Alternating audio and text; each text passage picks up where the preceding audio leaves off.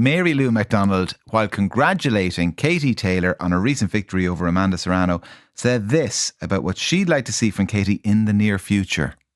Katie, as we know, has fought all over the world. She's walked many times into the lion's den, but I know lots of people now are anticipating the mother and father of all homecomings and a fight maybe in Croke Park. Not the first time this has been mentioned. Eddie Hearn is with me of Matchroom Boxing. Eddie, it's great to talk to you. Before we venture into the murky waters at Croke Park, we've been here before, as I say. Tell me, how is Katie? I mean, is the expectation she will fight again? Yeah, she's great. I mean, it was the first time in many years where she's finished a fight feeling really fresh, with hardly a mark on her. She made it relatively straightforward, which is what we've been begging her to do for so long. But she just finds a way to go into the trenches and have those deep, wars with her opponents. And it was probably one of the best performances of her career. Absolutely clinical. No doubts this time, and it was really good to see her physically fresh. It was the first time that I've heard her say, "If I fight again," and I guess the next few months are going to be interesting to see what's next. Why do you think there was such a difference then in performance, or that gulf between the two fighters this time compared to the last time out? I think just listening and doing what she should be doing, which is, she's a master boxer.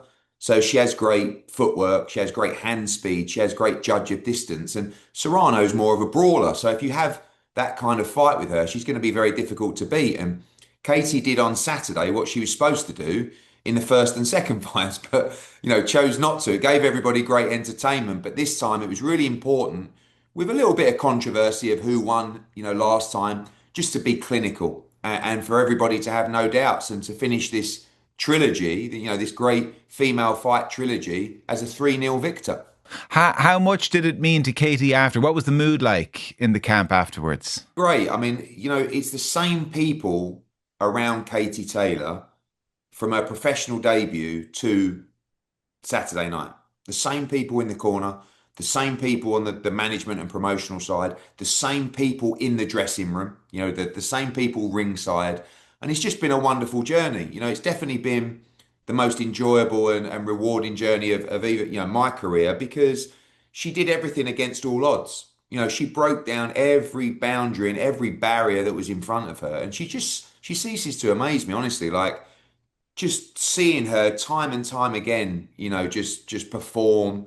And Saturday night, we were the away fighter. Everything was Jake Paul and Amanda Serrano, and the narrative of the second fight, Serrano should have won, and we have to be announced first in the ring, and first. It was just like, we're up against it again, and once again, the Irish in Madison Square Garden, just unforgettable.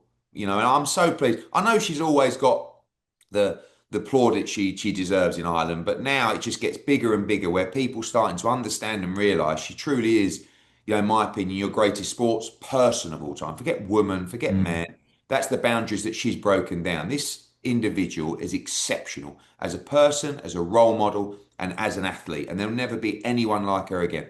As someone who's been in and around her orbit then for all of those years since she turned professional, how have you seen her grow as a person? Honestly, she's not changed one bit since she first walked into my office. The same humble individual, the same woman of faith, the same steely, determined, character traits to perform at the highest level, and just a pure love for boxing and what she does.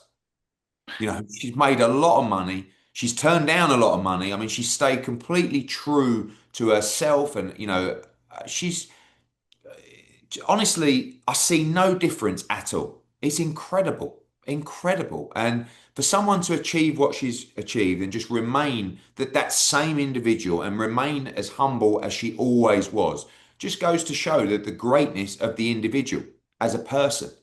And like I said, one of the greatest, forget athletes, forget boxers, one of the greatest people I've ever met.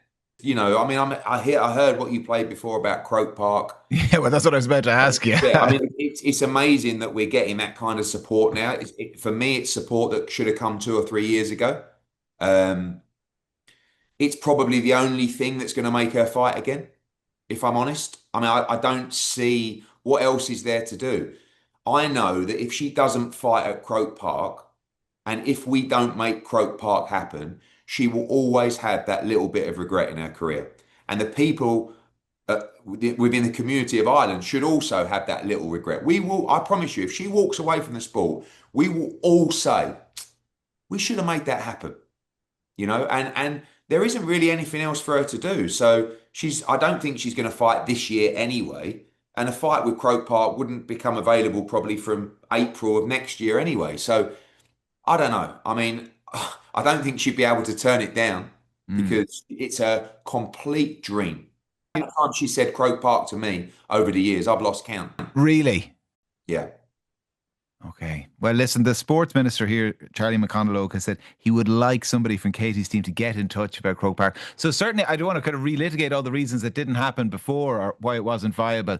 It certainly seems like there's a kind of a warmer reception for the possibility. Is that fair this time around?